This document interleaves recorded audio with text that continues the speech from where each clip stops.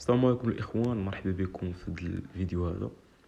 المهم منصه ديال سترا رسميا صافي سدات. تقول لي على سدات؟ اولا واحد اللعيبه غتكونوا لاحظتوها كاملين، تقريبا كاع المنصات اللي غاديين بنفس السيستم ديال سرا راهم سدوا. عندك دريب، عندك سرا النيت سدات، يعني سدات السحب وخلات الايداع. فاش كتجي كتهضر معاهم علاش يعني خليتو السحب مطلوق، عفوا الايداع مطلوق، شو كيقول لك؟ شكرا للاخ على التصويت الشعبي الذي ساهم في تسريع تسوية فريقين. دابا الناس اللي غادي زعما يديروا ايداع غادي يعاونوا هاد انا هادي باش انها تزيد في الاصوات الشعبيه هادو، وباش تعطيها واحد المكافاه اللي غتوزع على الاعضاء ديالها، يعني الاعضاء اللي شحنتي $100، شحنتي $50. هي يعني كتطمع في بنادم، فهمتوني؟ فاش كتجي لهاد الهضره هادي اللي تيقولوا هنايا، لا اساس لها من الصحه وغير خربيق.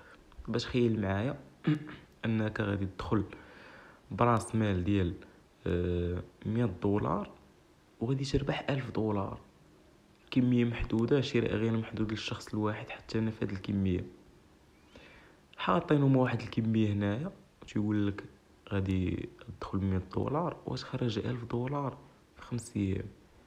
واش دابا هادي غادي يتقبل العقل؟ دابا هادي تدخلك في راسك؟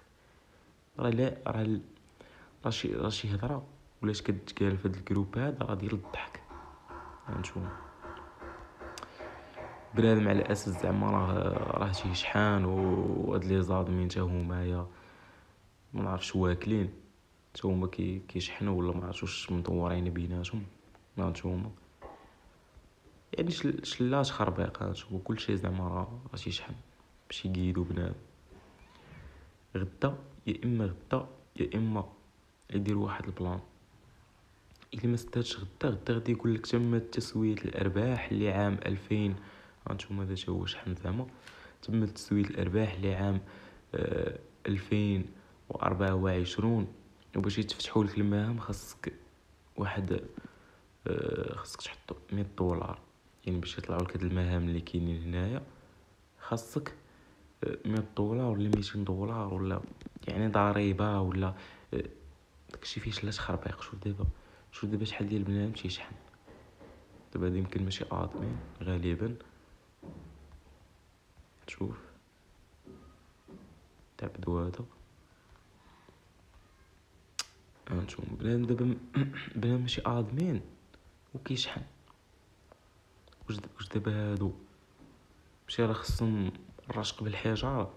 بنادم يا صاحبي غادي تحط فلوسك وغادي يبقاو تماك. شحنتي $100 غتبقى تماك. كون غير طالقين السحب على الاقل وطالقين دوك المهام، تقول معليش تقدر تقيد وتكلخ وتحط فلوسك. راه هذا الكلام خلموا بين الناس دابا اللي تيحطوا فلوسهم. راه هذا الفيديو الخوت غير باش انا عارف صرا غادي طير هذا الفيديو هذا، ما غاديش تخليه باش غادي يقول لك فيه اساءه للشركه وداك التخربيق كيف ما طيروا لي واحد قبل.